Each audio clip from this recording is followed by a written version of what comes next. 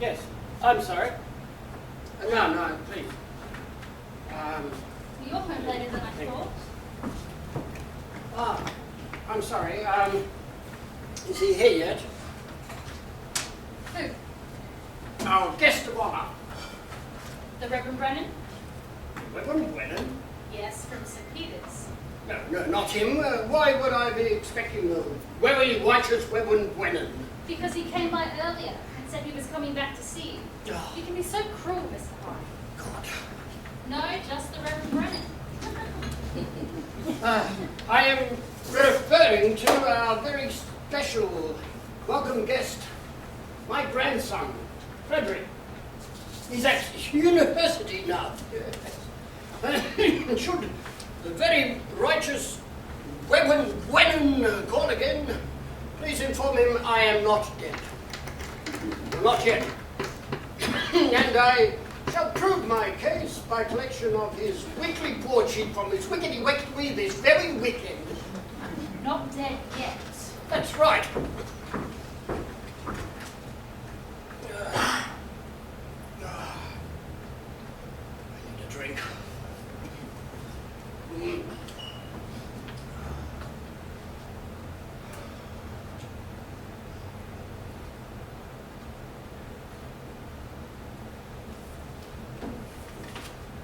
Mr. Hardy! It's medicinal. Especially if you let that man near me again. What did Dr. Cowling say today? You did make it to your appointment. Doctors. Self-ordained gods. Without having to put their moniker to the popular vote. I'll take that as a yes. My father was a doctor, Miss Withers. Not a great lot of use that was to my older siblings, but both of my older brothers have died, two of them, of consumption the day I too started coughing up blood. And it was William who succumbed a few years later. The panic that gripped my parents that day was palpable, for they both knew what that telltale sign meant. And in England, as in most of England, yeah, it usually meant death. Or more death in the case of our family. So tuberculosis, as it was then about to become known, was a scourge. And while the old wives' tales about those who died of it turning into vampires to drain the life of other family members was gone, the curse was not. So what did my father, the good doctor, do? Relied on some other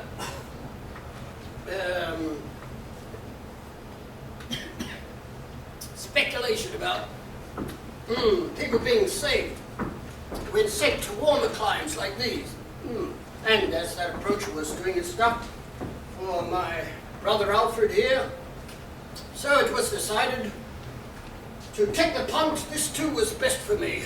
If you're still talking about it, what, 70 years on, then I would suggest that his prescription worked.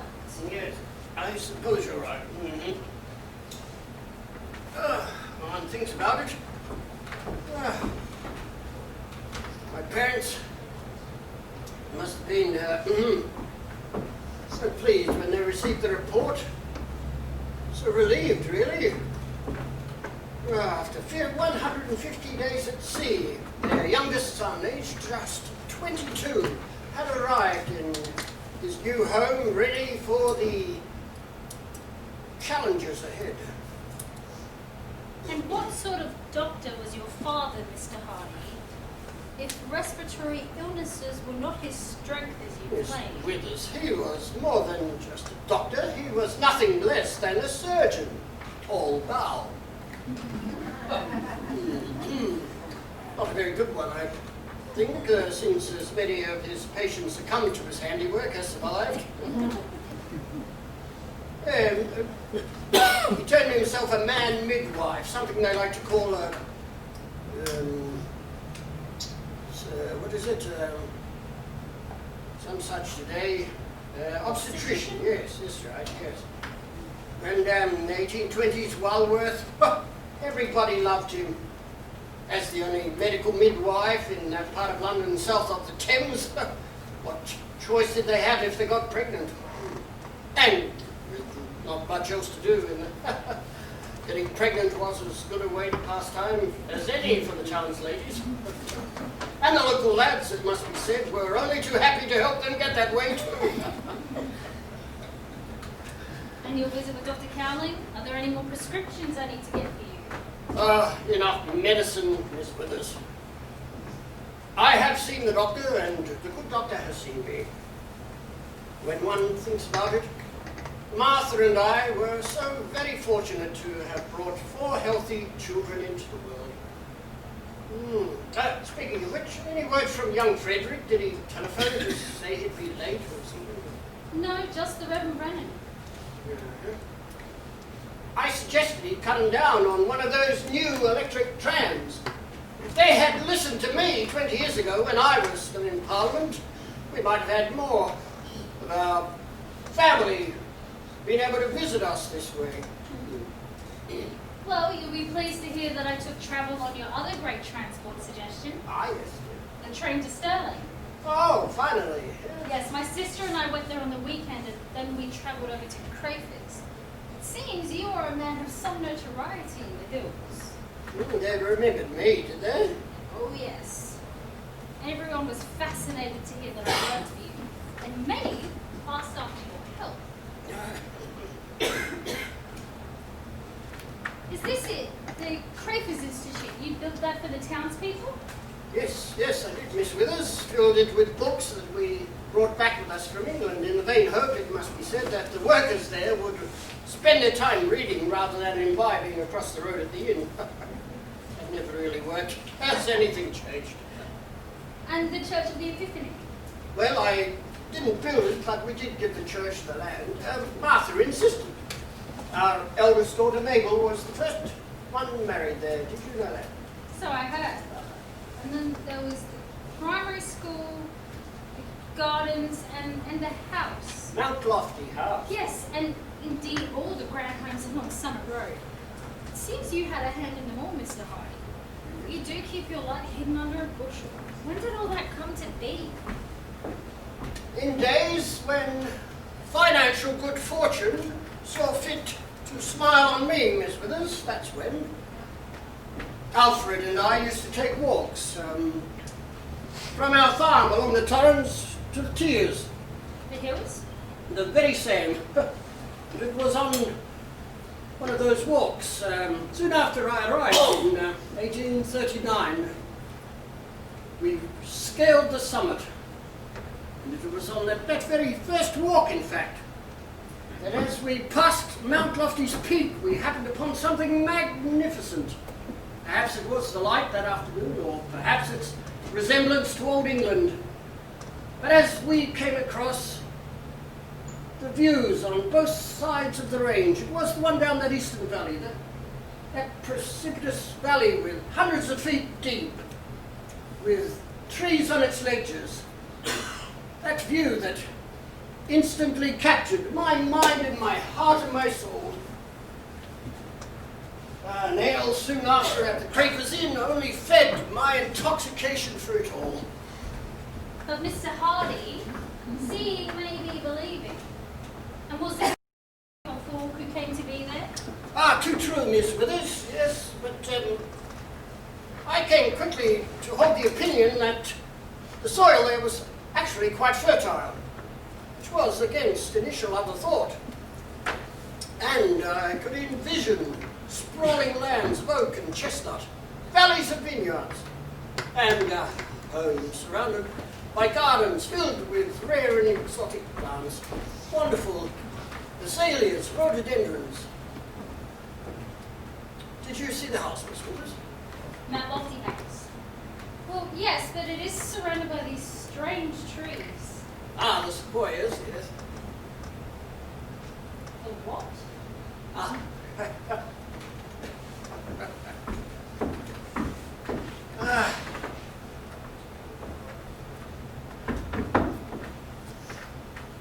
We planted 3 sequoias across the entrance. From California they are. And did you No, they can exist for 1,000 years, grow to 300 feet. Even at 150 years, they tower over all others and still be just babies. Along with my children and their issue, I hope my legacy will live on too with them. I'm pleased to see, too, that Mr. Smarty Pants Waterhouse has recognized their value. And you really in Green Gables? Were those yours too? Well, the land was, but we sold off those parcels for houses to friends as we went along. With the farming at Shepley so successful, Miss Withers, at one stage I owned over 1,000 acres, yes. All the way from Waverley Road Craters over the summit to nearly Green Hill to the north and Waterfall Gully to the west.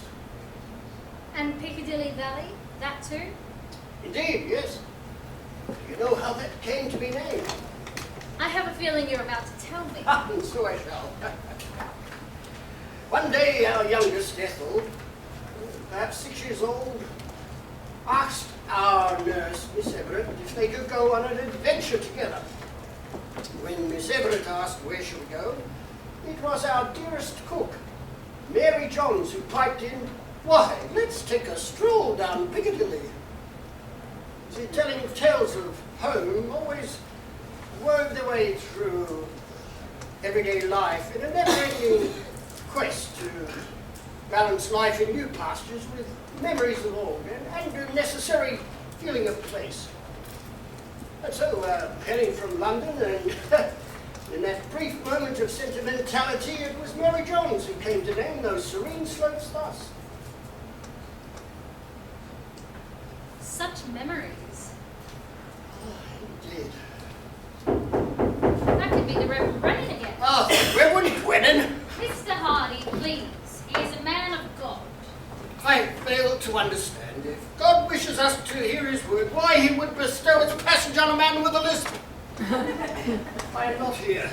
Of course you are. The poor man is just doing his job.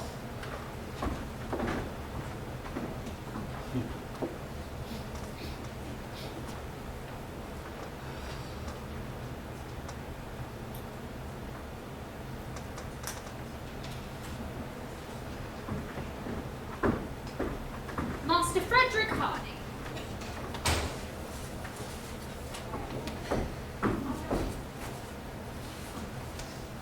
Of course it is, Miss Withers. Thank you. Thank you so much for coming today, Freddie. Grandpa, it's great to see you again. My father sent his best wishes. Oh, thank you very much. How did you find the tram? Very easy, thank you, Ah. Grandpa. Oh, good. Sit down, sit down. I have prepared something for us. Miss Withers has.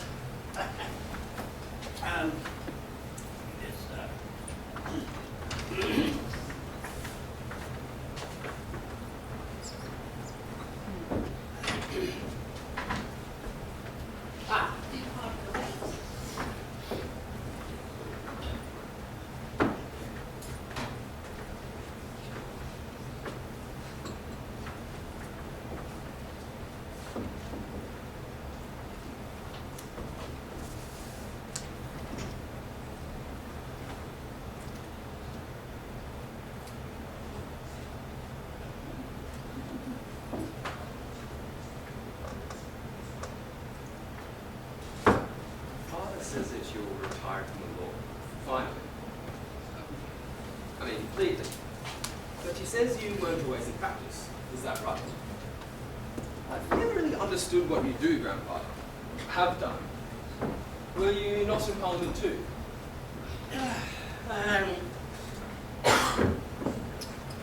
In our adolescence, my father wished that both my brother, your great-uncle Alfred, and I join him as doctors in his London practice. But the consumption necessitated other plans. And though I had been reading law before I headed out, my plan actually on arrival was to pursue farming. See, 50 years after the first fleet arriving and establishing Sydney, London was awash with stories of lives made good and fortunes made off the land that knew neither England's harsh winters nor London's squalor. And in this colony, things could be made one better through its being established without recourse to convict labour.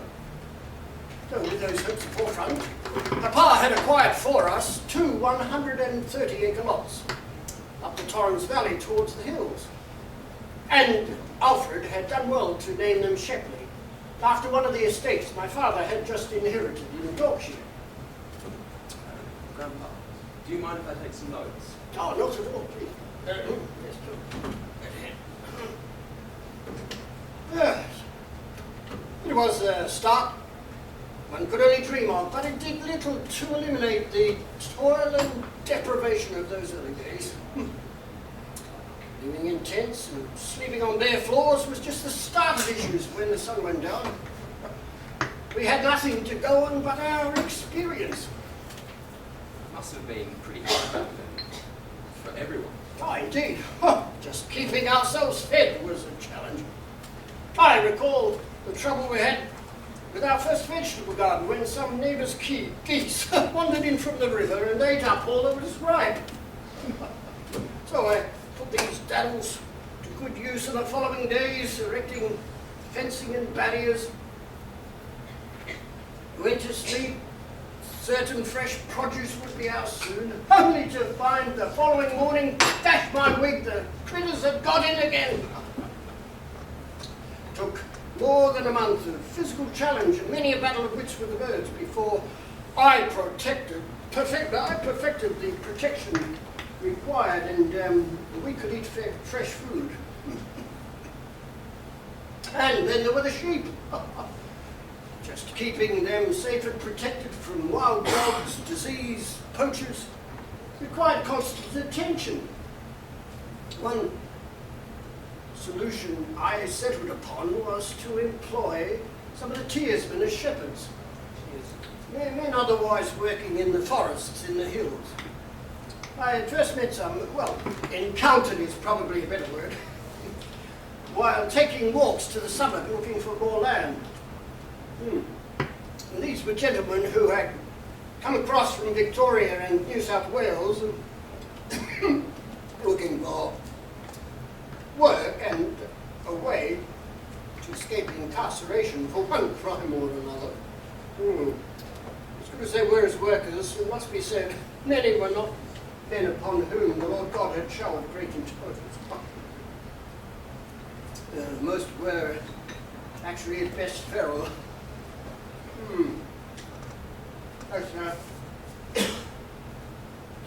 Indeed, there was many an evening at Shepley when Alfred and I would see that rather than these men ensuring the safety of the flock from dingoes and poachers, it was in fact the sheep we witnessed leading the tearsmen home. Enough to make us stop the bird laugh. What do you think? So, when did you start on the law? I'm getting to that, young man. My apologies. Yes, and so it was about this time that the new governor, George Gawler, kept calling in. If this province was surviving, such progress was not due to his predecessor, Bluff Jack Hindmarsh. Governor Hindmarsh? Wasn't he the man who got this place going?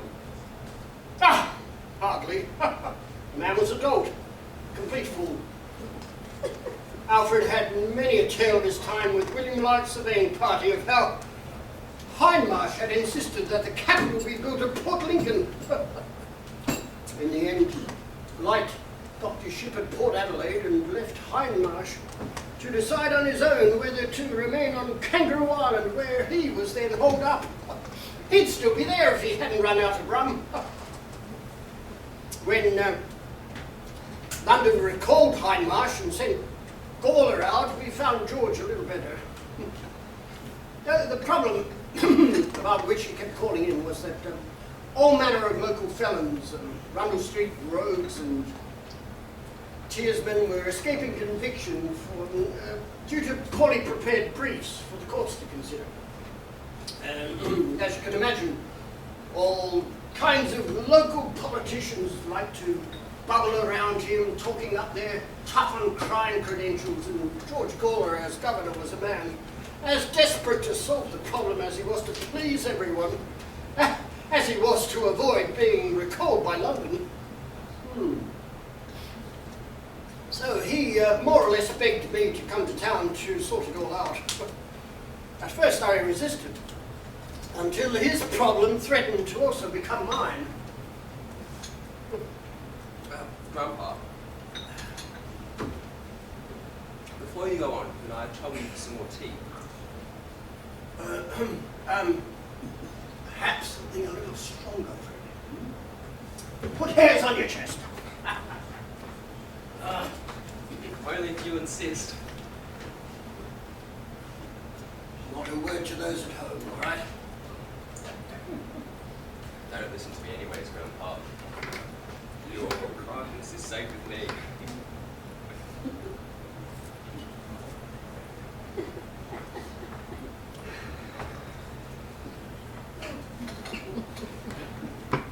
You're about to tell me about games of law here.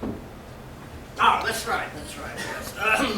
It all came to an unhappy head when two cheersmen, to perhaps use the wrong word, two cheersmen by the name of Curran and Hughes took to robbing the New Cravers Inn one Friday. When it was found that this was not, how can one say, their debut at such activities, Gawler, prompted by those North Terrace politicians of the Rackham, Stackman, Packham variety, rode up and declared the men were to hang. There they were next Sunday afternoon, up on Waverley Road, swinging in the breeze. As an example, George said to all others. Wasn't there some other way? Oh, indeed. All of us employing men up here trying to get this colony started were horrified. To be sure, the two men involved were not the ones you or I would ordinarily invite to dinner. But without the cheersmen, what labour did we have to do the work required? We all feared that they would head home or would still be poached back. If nothing else, the local football team would be made a laughingstock. So, privately, I met with the governor and agreed to become Crown Prosecutor, provided he also agreed to a new pact with the cheersmen. Ever eager to stop people yelling at him, Gawler's ears pricked up. What I proposed was that should any cheersman commit any crime in the future, as a group, they would hand over the guilty party to the police or else be faced with being shipped back from whence they came. It did not take long for Gawler to agree, but on one condition of his own, that nobody was ever told about the arrangement. That was something I could live with.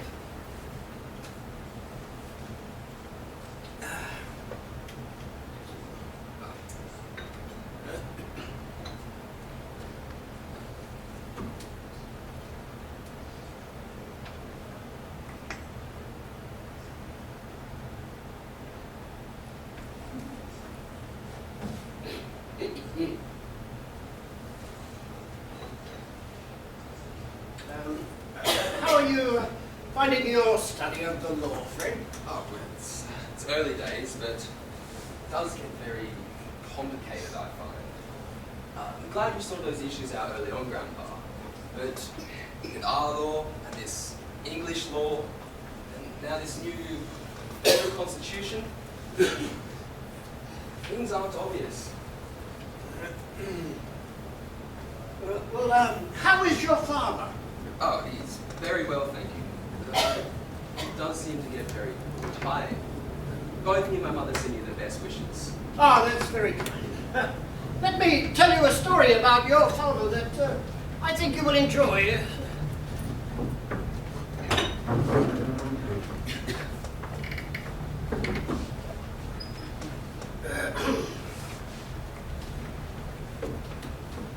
Given your grandmother's devotion, I joined Arthur in the Church of the Epiphany congregation that we had given the land for up at Cravers. I know the one. Beautiful church, Grandpa. Yeah, and this had his advantages over remaining members of the Unitarian faith, which I had been brought up in. In England, dissenters, as we were known, were not allowed in the best schools and universities. And with such few options out here, we hardly needed to make a rod for our own backs. And so, as soon as they were sufficiently old, Marmaduke was sent to England, Marlborough College in London, and your father, when the time came, was sent here to St. Peter's College. But we became worried that we had got this wrong when Marmaduke wrote to your father the day he entered St. Peter's, advising him to engage in nothing less than basic pugilism should he encounter any problem there. How did he put it? Should any fellow, should you quarrel with any fellow, do not talk or squabble with him, but if he calls you any names, hit him at once in the face. Do not be afraid of hurting him. That is his lookout, not yours. I know. Father once showed me Uncle's letter. Well, we may laugh, Fred, but I can only say Martha, his mother, was appalled and wondered whether such advice had emanated from me. Moi, my dear Martha, I pleaded, but never again did she let me write to him without her, how can one say, finalizing its contents. Thankfully, as far as we know, your father ignored the advice and just got about it, enjoying his schooling. He remembers his time at St. Peter's fondly.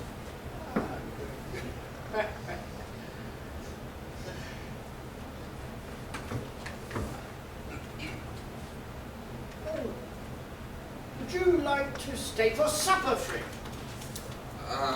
Well... Miss Withers. Miss Withers, do we have sufficient supper for my growing grandson to dine with me as well? Ample, Mr. Hardy. There we are. It is done. Well, thank you, Grandpa, and thank you, Miss Withers. Grandpa, do you have a timetable for the late trams? Of course. We have one in the foyer.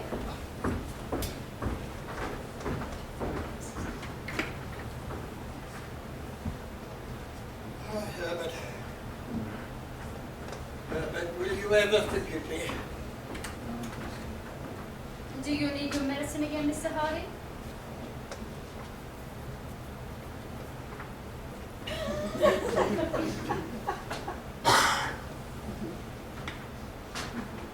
It's been good for the heart. I can only condone that the coroner does not ask me any questions. You know, this boy, this young man, Fred, he will do well in the law, I think, Miss Withers. How so?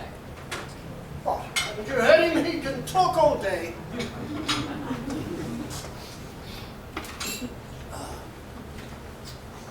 Thank you so much, Anne. I shall prepare your supper.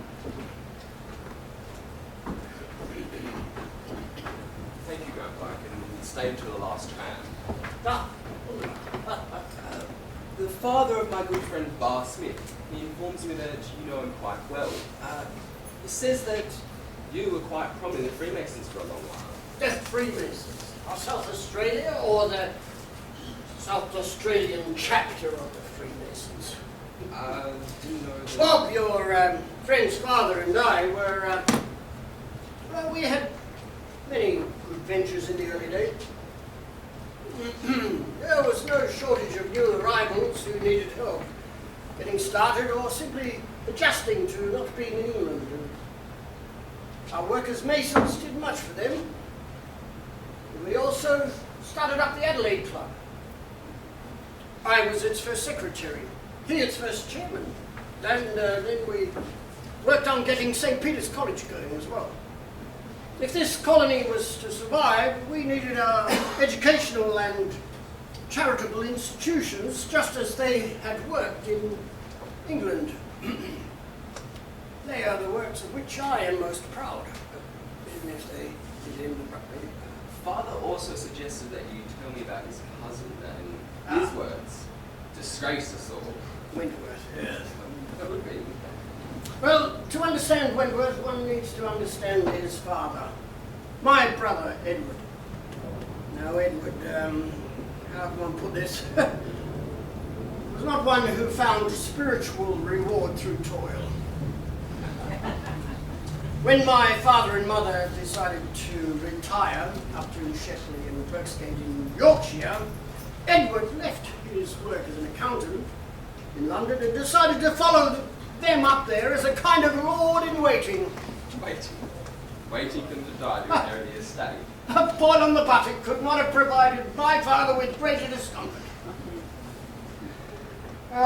Mutually heated argument and obstinacy failed to resolve the issue. What my father described as his son's life of idleness and utter uselessness.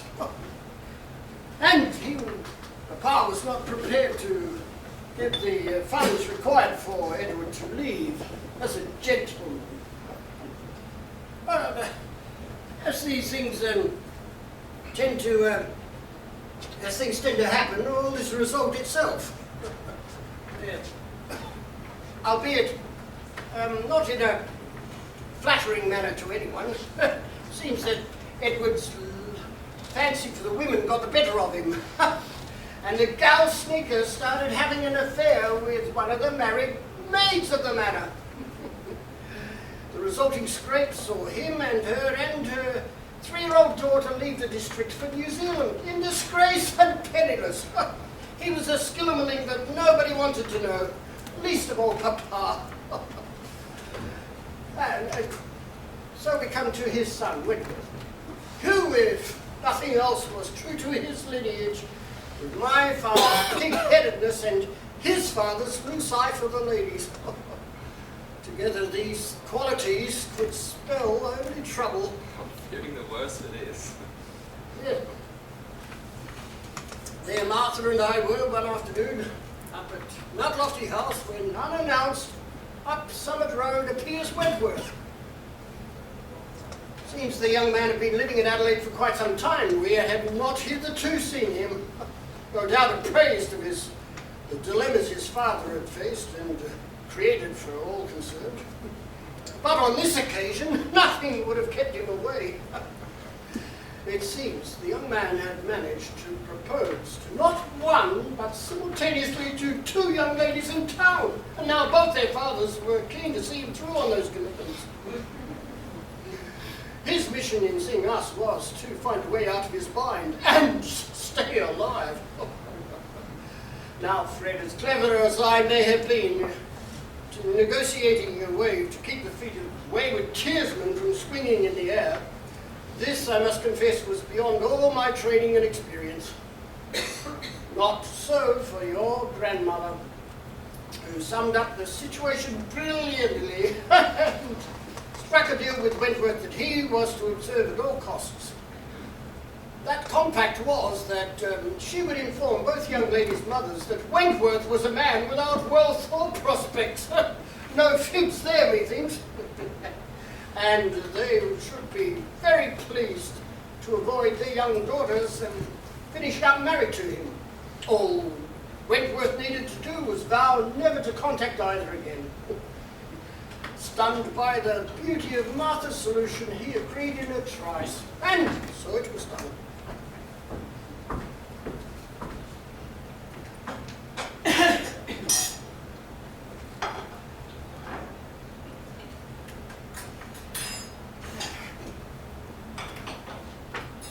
Is that you, Martha?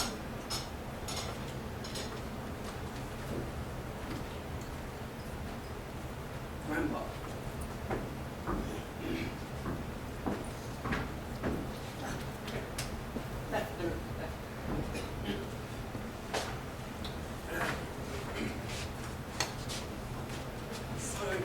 How did you meet Grandma? Hopefully in better ways than you or my relatives. It was the Ides of March, 1849. I was on in England on my early return trip when I finally accepted the long-standing invitation of Bonamy Price the brother of my chuckaboo and farming partner, John, in Port Lincoln, yeah. John's living in Rugby. It meant I had never met his brother, nor his sisters, Emma and Martha. And John's account of his family did not inspire me with the confidence that in taking the trip I would be doing little more than being polite. There was something special happening the moment I first saw Martha as she entered the room. On Bonamy's introduction, she scooped her emerald green dress around, flouncing, if not flirting, with glee, glitter and tinsel. Her gown was short-sleeved with exposed shoulders and neck. A figure of exquisite youth. That's what Miss Withers just reminded me of. Martha's long hair was caught up in a chignon with ringlets of curls framing her beautiful face. Her makeup was bare, but for dashes of rouge, highlighting cheeks that spoke of wit and intelligence. Foreign, thankful cry from the usual meek and mild demeanour of most. Oh, spring and all her enchanting blossoms had arrived early. Grandpa, where can I meet such lady? And just as I can recall the features of the house at the Mount Lofty Summit, so I can recall in a trice first features that I associated with Martha. I was smitten. But what about her? In the following days, we took long walks around town and enjoyed meals together. It was my good fortune that she enjoyed music and theatre, so we set off for those amusements when possible. Of course, all of these activities required her sister to be present as chaperone. But Emma's nature was worldly enough, and her love for her sister as sufficient that she provided for us ample private space. I found myself now perpetually smiling. Her giggle mug, she called me, and she my church bell. Her chatter one perpetual sweet harmony. And so it was around these times that I discovered Miss Price was equally as impressed with me. But if I did avoid any potential scandal along the lines we just mentioned, the tongues in Huddersfield and as well as Rugby in London were set wagging when I proposed to Martha just a dozen days after we first met. It was the happiest day of my life hitherto when she accepted my proposal.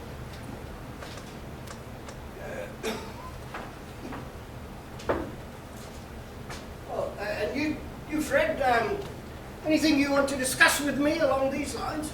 Oh, well, no. I'm too busy with my studies and cricket and, well, you know how it is. Well, no. Not like you described such a catch there. It needed me to return home to find my true love. You will find yours in good time too. And you didn't want to stay there? In England? Wasn't there your real home? Not at all. Not at all. As that trip coincided with my father's passing, as we interred his remains in the family vault, I found my calling confirmed. Not as an Englishman in England, but for the better in the great southern land, Australia, my home. Soon Martha's and my home. To make my mark, with others and for others, in ways not possible in Her Majesty's kingdom. Yes, as long as good fortune and fortune of life, and the opportunity to make the most of it shall prevail, my commitment was, from then, as really from the moment I arrived, always to Adelaide, and all those I come across here. It is kind of special here, isn't it? And Fred, to be sure, as part of my proposal, I made my intentions clear to Martha. They did nothing but heighten her excitement. And so after our marriage and nearly 2 years away with some keepsakes, and at Martha's special request, her piano, we set sail back home to build our home and family together. Dinner is served. Ah, wunderbar. Soup to start. Ah, the good news just keeps coming. Ah. In our days at Mount Lofty, Martha and I liked to entertain, and there was no better forum to hear all the news from our letters to England, which for many remain close, than at our dinner parties, which, quite against the intent, became the stuff of legend.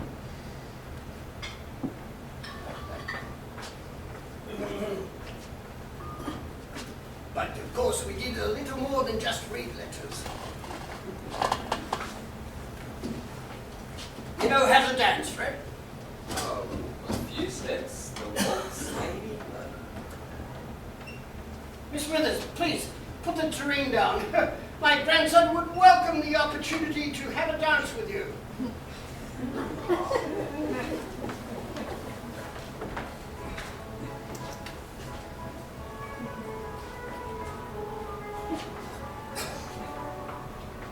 Parties, not just for our neighbours along the track, tin lines, the elders, the Jarleses, but for friends on the plains. Also, fellow Masons, Bishop Short, Bob R. Smith, Sam Tompkinson from the bank. Parties that went on well into the night, enjoying that fine food and more fine wine. On Martha's piano we would sing songs and dance, and then dance and sing more songs. And when the ladies retired, the gentlemen would enjoy some, how can I say, stronger refreshments over a competitive game of whist. Someone had the audacity to say they thought we were living in some kind of feudal splendor. I think that's not the case. For those of us who had been fortunate, why shouldn't we enjoy what we had while we could? Thank you, Miss Withers. Quick, Fred, before your soup gets done.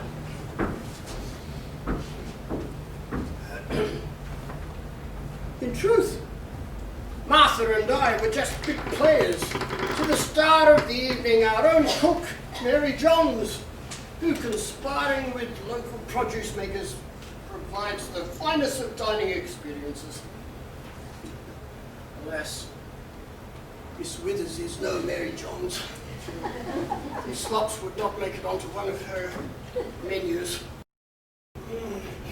Grandpa, this is lovely. Ah, consider this. As best I can recall, we would open with consommé julienne, followed by fried fillets of sole in tomato sauce. Then braised ox tongue with spinach and sweetbreads a la royale. Pork chops with fried apples.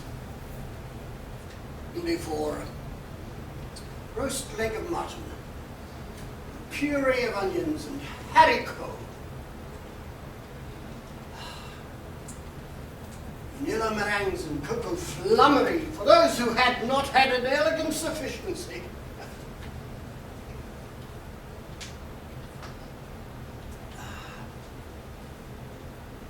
And after the dancing and the cards, it was time for guests to go home. And with care we could see them off, and what happened then was for others to worry about. Unless, of course, what happens appears in the papers.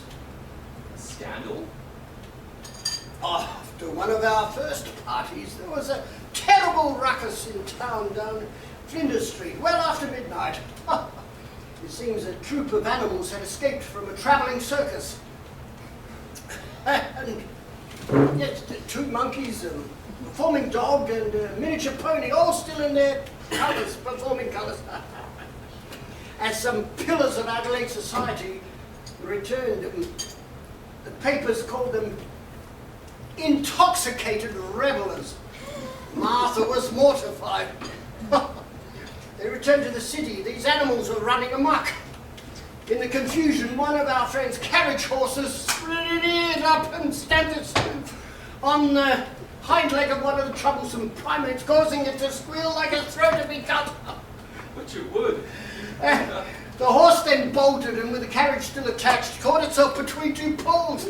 And of course, being performers, the other brightly coloured beasts from the menagerie thought this was a cause to celebrate, and whooped and screeched incessantly around the maroon conveyance. As some pesky journalist asked me about it all, I put my experience as the member for Albert to full use, expressing my disappointment at the irresponsible practices of the travelling circus that led to the endangerment of my guests and their property. I put on quite a show of my own, I can tell you. And with the circus having moved on the next morning, fortunately there was no one around to claim a right of reply. If it hadn't been for that squealing monkey, might have all gone without comment, for it seems my friends in the carriage did mostly sleep their way through the ordeal. After that, with no street lights, a rough track, and often also mist and fog, it was thought prudent to space the departure of carriages at 10 minutes intervals. Our gardener, Castle, would help us lead them off, so the risk of them crashing into each other on the road down the mount was reduced. Fortunately, in quick time, it was this practice that quickly gained notoriety, and the circus calamity was forgotten. It did take, of course, often more than an hour for everyone to leave like this, but a warm fire and more wine and whoop-raps around Martha's piano, even if the chorus was diminishing at regular intervals, bided the time well. We knew the moment had come for the departure of the next carriage when Castle would ring the bell at the bottom of the driveway to signal the departure safe. That all sounds magnificent, Grandpa.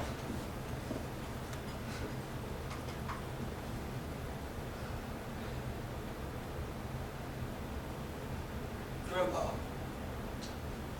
what happened to it all? Father hardly remembers living at Mount Lofty at all. Well, sadly, we lived beyond our means, I suppose. Quite some distance beyond our means, as it happens. With all the parties, the gardens, the house, it seems now inevitable that we would lose it all. But how? How did it happen?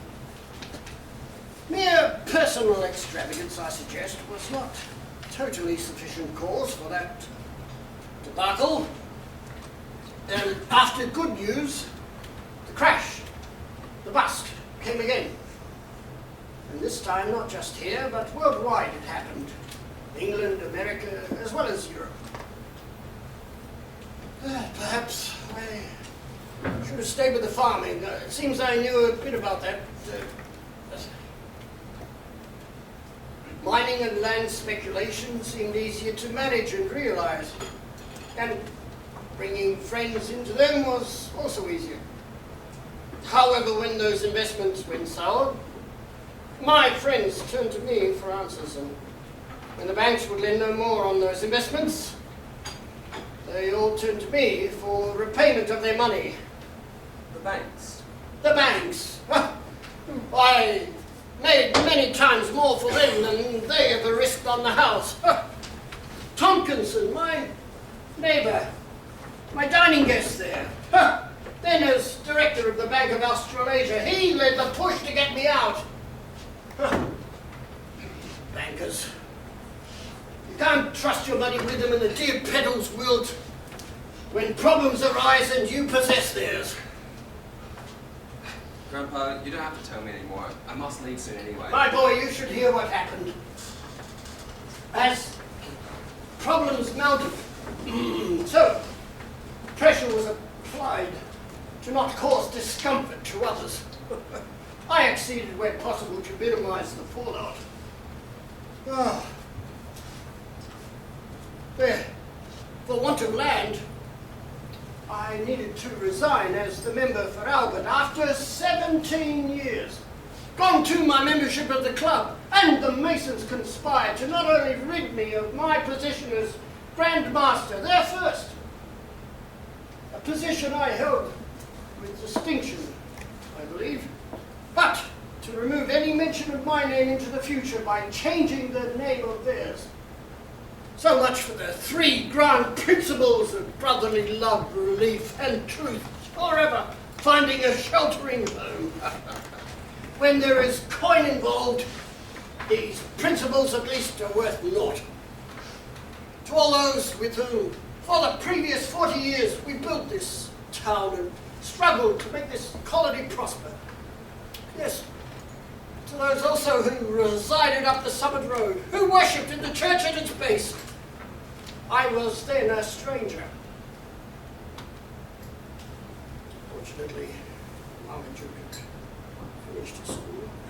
Mr. Hardy, you recall that I need to leave early tonight? Oh, no, I forgot. I can take care of these dishes. Fred, perhaps you would be good enough to escort Miss Williams to the tram. I'm feeling a tad tired. Of course. Fred. Fred, in case your father thinks that I may wish to return to the law, I would be very pleased if you would take my judicial wig and toolbox and use it in due course. Grandpa, I'm not so sure. I may never make it to my articles. Of course you will. Of course you will.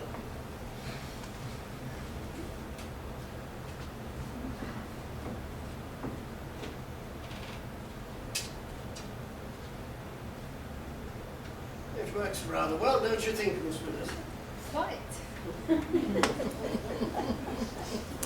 Perhaps when I get admitted, it just doesn't seem quite right.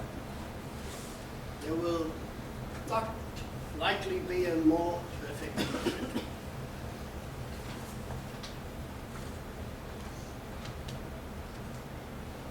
Thank you, Grandpa. I will always treasure this. Goodbye, Grandpa. And thank you for this evening. Please give my regards to Herbert, and we should catch up soon with him too. I'll be sure to let him know.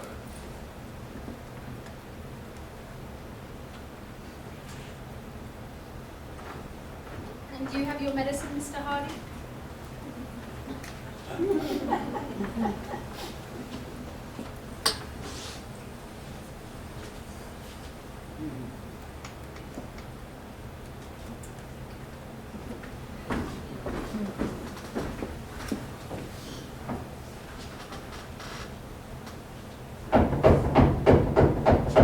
Is there someone at the door, Arthur?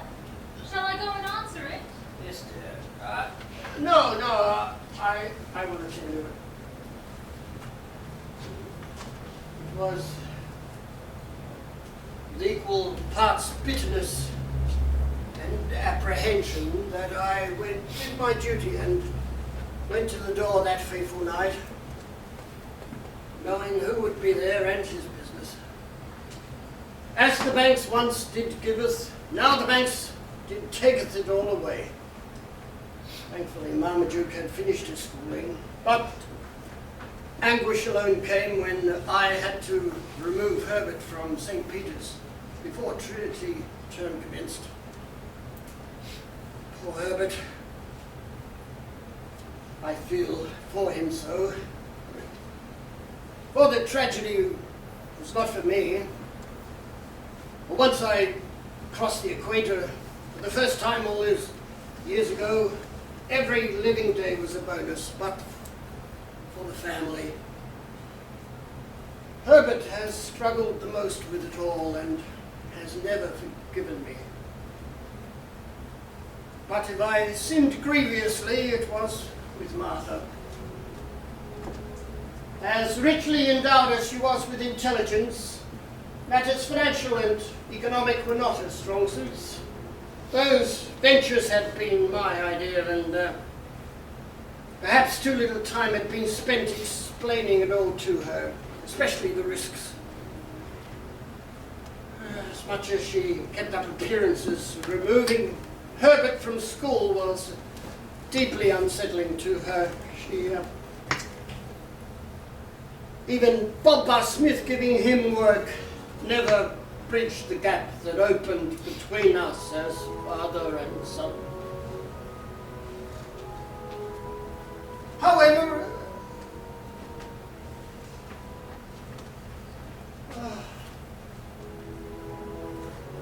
it was my melancholy duty that night to fully appraise her of my situation, our situation. She did not deserve the indignities that would soon befall us. But if I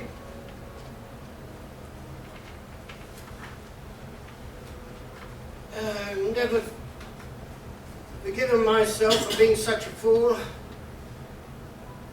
so Martha did fulsomely, and at each single dawn and dusk for her next and last 19 years, she continued to believe in me.